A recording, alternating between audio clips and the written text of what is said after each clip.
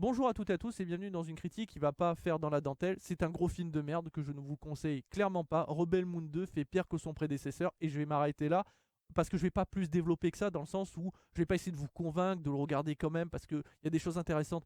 Non, Zack Snyder prend ses spectateurs pour des gros cons, mais littéralement. Il y a toute une scène où on va suivre des fermiers qui atteignent une zone et tu as le patriarche qui explique ah ben voilà, donc il y avait le vaisseau de Korra qui a été abandonné ici, ça fait un certain temps, donc potentiellement le spectateur comprend qu'il ne fonctionne pas. Vous voyez, donc là tu dis bon bah merde, et là tu vois les fermiers essayer d'extirper la carcasse qui est bloquée. Jusque là, t'as compris. Alors pourquoi il nous prend pour des cons? Eh bien parce qu'il se dit qu'apparemment la scène n'est pas assez explicite et qu'il faut rajouter une petite voix off.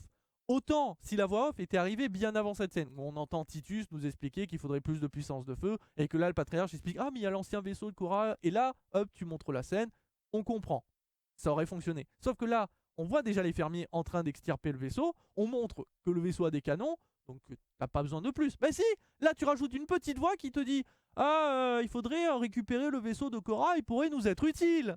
Bah merci Captain Obvious, heureusement que t'es là, j'avais pas compris la scène. Sans déconner, comment il nous prend pour des cons. Mais apparemment les personnages sont encore plus cons, parce que t'as Korra qui rentre dans le vaisseau, qui appuie sur deux boutons, et qui fait fonctionner le vaisseau. Et elle décolle. Alors vous allez me dire, mais oui mais Guy, c'est quoi le problème? Bah s'ils avaient testé le vaisseau avant de l'extirper, et qu'il fonctionnait, il aurait décollé, et il se serait débloqué tout seul. Ça aurait évité de péter le dos à de pauvres fermiers, qui déjà vont bien morfler après. Voilà, c'est le niveau d'écriture en est là. Et c'est dommage parce que Zaki, là, mon petit Snyder d'amour, parce que moi j'aime bien son travail de base, a quand même des fois des idées incroyables. Il réfléchit ses plans pour montrer genre la personnalité ou l'ego d'un personnage. Donc Atticus, donc le général méchant, qui était supposé être mort dans le premier, mais on nous avait montré à nous que c'était pas le cas, sauf que Korra et ses potes mercenaires ne le savent pas encore. Et pour montrer à quel point le mec il est à but de sa personne, au lieu de juste montrer le mec en train de se relever direct alors qu'il est gravement blessé, en mode allez c'est parti on part à la guerre bande de mouflons, et là il tue un de ses servants juste pour le plaisir. Non non, le mec il est couché sur sa table en croix, comme Jésus. Parce que le mec il est ultra à but de sa personne. Et pour encore plus accentuer ça, derrière on a un plan où t'as contre-plongée, Atticus en mode conquérant, regard sérieux, après avoir éliminé un des mecs qui travaille pour lui, et halo lumineux juste au-dessus. Donc la lumière qui forme un cercle un peu comme ce que j'ai sur la tronche, pour montrer que c'est un ange, ou en tout cas un personnage divin. En tout cas, c'est ce qu'il pense. Vous voyez ces plans-là? C'est magnifique, c'est recherché. T'as envie de voir ça tout le long du film. C'est tout, ça s'arrête là, hein. Et c'est au début du film. C'est très bien, hein. En tout cas, j'ai bien kiffé. J'étais en mode, ah ben là, s'il y a d'autres plans comme ça, ah non, après ça part en dégringolade. Parce qu'après, il sait plus quoi raconter, parce que son film ne raconte plus rien. Et donc, il faut bien combler 1 heure de film, puisque les standards actuels, c'est plus de 2 heures et demie un film, histoire de justifier son gros budget. Donc, qu'est-ce qu'on fait pour étirer en longueur? Eh ben, on montre des fermiers couper du blé.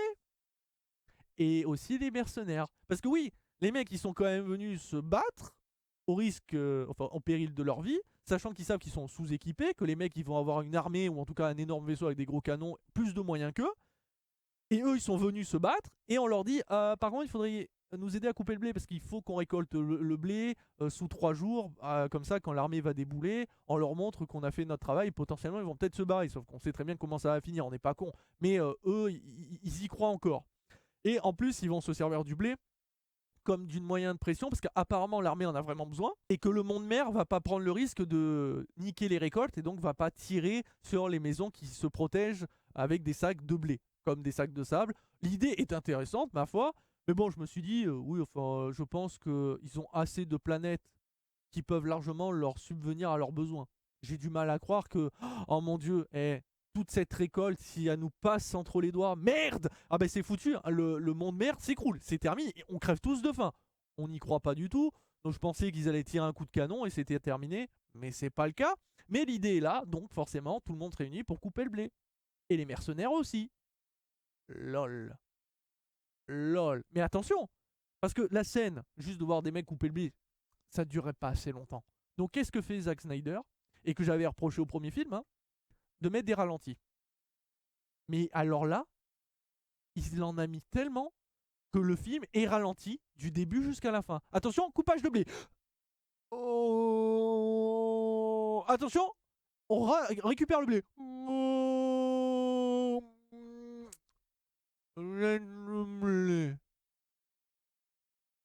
Comme ça, tu dures 1 heure. Oh, et il ne raconte toujours rien. Alors oui, la scène est magnifique, puisque tu vois les copeaux de blé s'envoler avec la luminosité sur le visage. C'est beau, c'est poétique.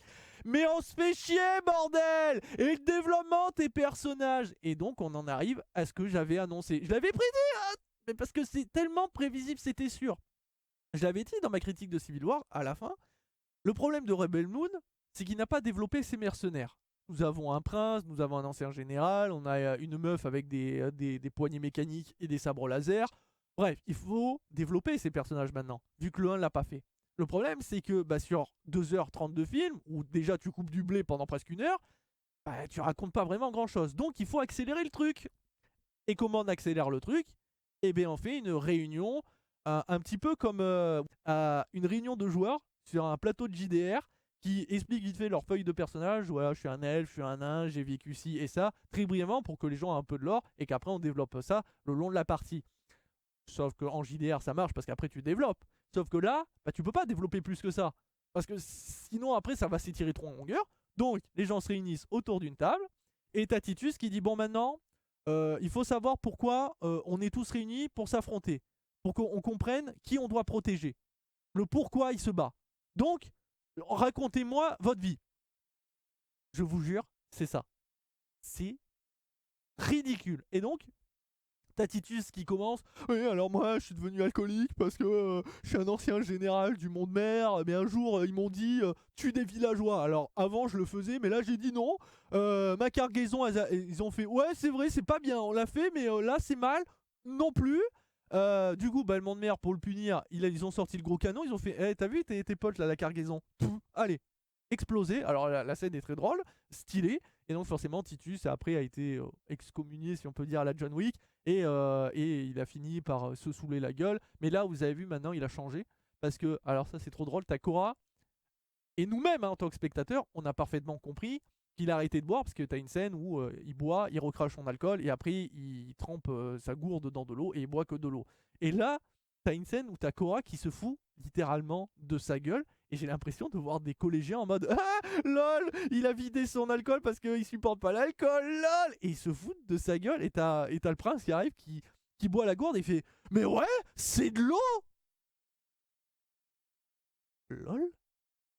Ok, mais bon là, c'est une petite, voilà, c'est une petite chamaillerie, hein, c'est une petite taquinerie, rien de méchant, mais la scène est ridicule. Et en bref, donc tout le monde va expliquer sa vie. Le problème, c'est que nous, en tant que spectateurs, ça doit nous servir à avoir un attachement émotionnel envers eux. Comme ça, en fonction des événements après, donc s'il y en a un qui meurt, on doit être là en mode merde, mais il est mort ou elle est morte et je viens de m'y attacher. Or, le problème, c'est que là, on est juste en mode oui, mais on s'en bat les couilles parce que on n'a pas assez de dialogue avec eux. On n'a pas assez d'émotion. C'est pas parce qu'il me dit oui, il a perdu sa cargaison et est devenu alcoolique après que ça me fait quelque chose. C'est pas parce que le prince me dit alors oui, mon père c'était le prince, il est parti négocier avec le monde mer, mais il est revenu mort. Puis derrière, le monde mer nous a attaqués, éradiqué mon peuple. Ma mère, elle s'est suicidée elle aussi en croix. Je sais pas pourquoi. Tout le monde est en croix en se jetant du balcon. Et après, je suis devenu. Enfin, je me suis barré pour me cacher. Et je suis devenu esclave parce que. Alors ça, c'est pas expliqué, on le saura jamais. Et voilà. Au moins, le seul avantage de cette scène, c'est qu'on comprend pourquoi il était aussi attaché à la grosse créature dans le premier qui se faisait un peu maltraiter par les esclavagistes. Parce que dans son peuple, ils utilisent des griffons pour se battre. En tout cas, une sorte de griffon, visuellement, c'est à quoi ça ressemble. Et d'ailleurs, dans la scène, on voit des énormes griffons s'abattre sur les vaisseaux du monde mer. C'est hyper stylé, forcément en ralenti. Alors, autant là, la scène au ralenti est très cool, mais ça fait trop ralenti quand même. Mais voilà. Et c'est supposé nous permettre de nous attacher au prince. Sauf que je suis là en mode, bah c'est sympa, sauf que j'ai pas eu plus de dialogue avec toi. J'aurais aimé que dans le premier Rebel Moon, t'aies Cora qui discute avec le prince, ou que le prince discute avec Titus, et ainsi de suite, que des connexion entre les personnages se crée, qu'il y ait un attachement émotionnel entre eux pour que ça fasse vivant. Or là, j'ai juste l'impression d'avoir un groupe de mercenaires lambda qui ont été payés pour faire une mission. Ils sont là autour de la table. Bon, allez, de toute façon, on va partir à la guerre. Alors, vas-y, c'est quoi ton histoire? Bah, moi, je me suis coincé le pied dans une porte. Ah ouais, c'est triste. Et toi? Ben moi, je viens d'un clan qui est pacifique, mais en fait, j'ai découvert qu'en fait, ils sont pas si pacifiques. Ils ont des bras mécaniques, mais il faut se couper les bras soi-même et après se mettre les bras mécaniques. Et derrière, l'âme des ancêtres rentre dans notre corps et on sent toute leur haine. Et du coup, on a la haine nous aussi et on veut se venger. Ah ouais? Ah bah c'est cool. Et toi? Et c'est ça. C'est littéralement ça. Sauf que toi, en tant que spectateur, t'es là en mode ben je m'en bats les couilles. Ça m'en touche une sans faire bouger l'autre. C'est pour ça que du coup, Nemesis, quand elle nous raconte ça avec l'histoire de ses ancêtres et ses bras, quand elle meurt, t'es là en mode. Sauf que Zack Snyder, il s'est dit, c'est vrai que l'histoire des ancêtres, ça va pas suffire. Faut faire un peu plus subtil. Qu'est-ce que la subtilité de Zack Snyder?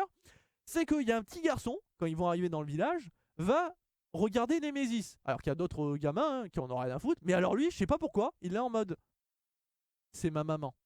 Ou alors c'est ma grande soeur, j'en sais rien, je sais pas comment il le voit. Bref. Et ils essayent de créer une petite relation entre le petit garçon et Nemesis, où à un moment, tu vois le petit garçon s'approcher de Nemesis pendant qu'elle dort. Et là, elle récupère le morceau de blé entre ses mains, ce qui fait peur au petit garçon. Ah, et tout. Et là, elle fait un petit sourire, tu vois. Et t'es là en mode, c'est cool, sauf que c'est quoi par rapport à Nemesis? C'est quoi le lien? Dans le sens, est-ce qu'elle voit son fils qu'elle n'a jamais eu, ou un petit frère ou une petite sœur, ou un enfant qu'elle a perdu? Euh, il faut un peu plus le développer. Si ça a été fait dans le 1, ça n'a pas été si bien fait que ça. Donc faut créer réellement un truc pour que nous-mêmes en tant que spectateurs on soit là en mode ah mais attends, mais si le petit garçon voit Nemesis mourir devant ses yeux, je vais être attristé. Sauf que quand ça arrive, t'es là en mode bah tue le petit garçon aussi, rajouter un truc, histoire qu'on... Mais non mais qu'on ait quelque chose à croquer quoi. Parce que là franchement, là, j'ai pas la larme qui coule. Enfin si, j'ai envie de pleurer parce que le film dure trop longtemps et cette scène est ridicule. Surtout qu'en plus ça n'aurait jamais dû arriver, et vous savez pourquoi? Puisqu'en gros, elle protégeait le seul endroit où on a mis les femmes et les enfants et les vieillards qui peuvent pas se battre pour les protéger. Et donc il y a quelques personnes armées à l'intérieur, dont Nemesis qui sert de garde du corps. Normalement, Nemesis peut retourner tout le monde, de ce qu'on comprend, mais apparemment elle n'est pas assez forte pour. Mais c'est surtout que il y a une autre combattante, la fameuse rebelle qui rejoint à la toute fin de Rebel Moon 1, qui va servir de liaison avec justement ce fameux groupe rebelle que cherchait Korra. Donc la fameuse armée avec le gars. Sauf que comme ils n'ont pas voulu les aider, eh ben c'est elle qui va servir d'intermédiaire entre guillemets. Elle veut quand même se battre à leur côté. Et elle qui sait se battre, qui je pensais aiderait justement Nemesis, ne sert à rien. Elle ne les aide pas. Elle est inexistante jusqu'à un moment où tu la vois popper d'une baraque en mode je tire sur un vaisseau. Alors, très drôle, c'est qu'elle tire sur le seul vaisseau qui est ultra blindé, donc tu sais que ton arme ne servira à rien contre, et que tu devrais d'abord tuer plutôt l'infanterie, et après tu t'approches au maximum du mecha pour soit l'escalader et le détruire de l'intérieur, ou utiliser un lance-roquette. Non, non, elle tire dedans, full munitions dessus, bravo. Ah ben, super les combattants. Mais c'est surtout que pourquoi elle n'est pas venue aider Nemesis? Avec elle, les deux réunis, Nemesis ne mourrait pas. Mais il y a plein de situations comme ça où tu dis mais c'est complètement aberrant. Mais de toute façon, la seule chose que je retiendrai, c'est qu'on a un mauvais Star Wars. Et pourquoi je dis qu'on a un mauvais Star Wars? Parce que Zack Snyder, au point qu'il ne sait plus quoi faire dans son film, a repris littéralement des passages de Star Wars. On a le combat de Geonosis avec les énormes canonnières qui balançaient les ATTE sur le sol, où on les voyait se déposer, puis après tu avais les ATTE qui marchaient avec l'énorme canon et les 6 pattes. Et bien qu'est-ce qu'a fait Zack Snyder?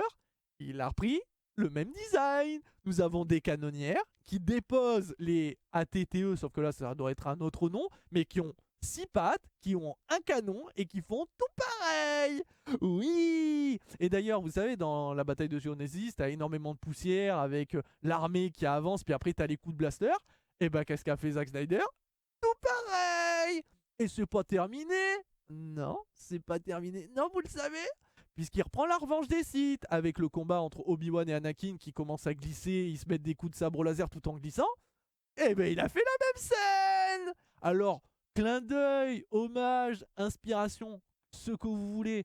Moi, j'y vois juste un mec qui avait pas d'idée, qui a repris quelque chose qu'il aimait, parce que je présume qu'il doit aimer Star Wars pour remettre les mêmes scènes, parce que sinon, lui n'avait pas quelque chose à proposer. Il n'avait rien. Et c'est horrible à dire. Rebel Moon 1 et 2, c'est du vide intersidéral. Ces films ne racontent rien.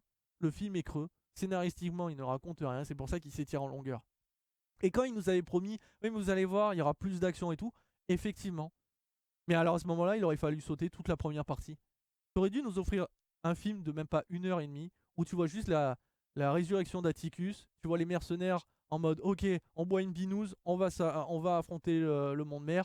Hop, il y a l'armée qui débarque, ils s'affrontent, gros combat, il y a des mercenaires qui meurent, etc. Sans les développer. Vu que tu ne l'as pas fait, ne le fais pas. Comme ça reste des coquilles vides où on s'en fout. On sait que c'est des mercenaires, mais qui se sacrifient parce qu'ils ont un objectif commun. Ça suffit largement. Pas besoin de développer plus. Au pire, tu montres un peu leur personnalité avec le Titus qui boit, mais qui il se ressaisit parce que c'est un ancien guerrier. Le prince qui décide de faire un discours royal en mode allez les gars, on se réunit, nous sommes des combattants, on peut le faire, etc. Pour revigorer les fermiers qui ont peur. Etc. Ce genre de choses aurait largement suffi. Mais bref, voilà, je pourrais durer pendant des heures. Il y a tellement d'erreurs, de conneries. Ça m'effraie à quel point ce film-là fait pire que le premier. Sans déconner. Et ma note c'est 0. Hein. Il n'y a rien à dire. Hein. Ça va être, je pense, il va être, quoi qu'il arrive, dans le top 3 des pires films de cette année pour moi. Mais là, pour l'instant, il est en première place et ça va être très difficile de le déloger. Zack Snyder s'est croûté royalement. Ils sont 3 scénaristes, dont lui, derrière le film. C'est une catastrophe. Par contre, et c'est triste à dire, hein, la scène de combat avec les mechas est quand même très stylée. Je pense qu'on aurait fait un film de 2 heures là-dessus, ça me suffisait largement. Au moins, j'aurais été en mode c'est cool. Mais là, sans déconner, il a voulu faire Star Wars, il n'a pas compris c'est quoi Star Wars. Enfin, il y a un peu de développement dans Star Wars. T'as des personnages, t'as un truc qui les relie, tu comprends pourquoi ils se battent. Enfin, les personnages sont attachants. Là, tu peux dire que c'est Cora, Titus, mes couilles, tu changes leur nom, tu changes leur visage, ça serait tout pareil. Ça m'en touche une sans faire bouger l'autre. Bref, voilà qui conclut cette critique. Hein, excusez-moi, mais moi, un film qui met des ralentis sur le coupage de blé. Oh, regardez, on coupe le blé. Et je sais, hein, chaque réalisateur a une manière de tourner les choses. Il y en a qui utilisent des ralentis, d'autres des plans séquences. Chacun a sa patte. Et il n'y a pas de souci. Mais à ce moment-là, il faut que ça raconte quelque chose. Il faut que ça apporte. Hein, on ne fait pas un plan séquence juste pour faire un plan séquence. Ça doit amener à quelque chose. Ça doit nous faire vivre une émotion. Ben, un ralenti, ça doit être pareil. Sauf que là, à part montrer des chorégraphies moches, parce que c'est des chorégraphies lambda sur les combats, à part montrer, oui, le coupage de blé parce que les particules, ok, mais ça ne raconte rien. Donc du coup, ben, le travail de Zack Snyder est gâché par son propre trip de ralenti. Mais bon, voilà, au moins, son film aura duré 2 h 40. Je sais pas si Netflix a bien conscience qu'ils ont mis trop d'argent pour un truc aussi médiocre. Mais bon, normalement, il y aura potentiellement un Rebel Moon 3, parce que, bah oui, ils ont vaincu le monde mer sur une bataille, mais il est temps d'aller péter la gueule du grand méchant. Donc je sais pas où ça va aller, mais en tout cas, ça va pas aller. Je pense que le 3 peut pas faire pire. Là, je vois pas comment il pourrait. Mais s'il y arrive à faire pire, franchement, GG Snyder. GG à toi. Enfin, bref, allez. Guide, ça sert à rien, tu t'énerves, tu vas continuer, tu vas radoter, blablabla. Ceci conclut ma critique. Je vous dis à très vite et à très bientôt pour toujours plus de vidéos, que ce soit sur Twitch ou YouTube. Et ne regardez pas Rebel Moon 2 par pitié. Ciao, ciao.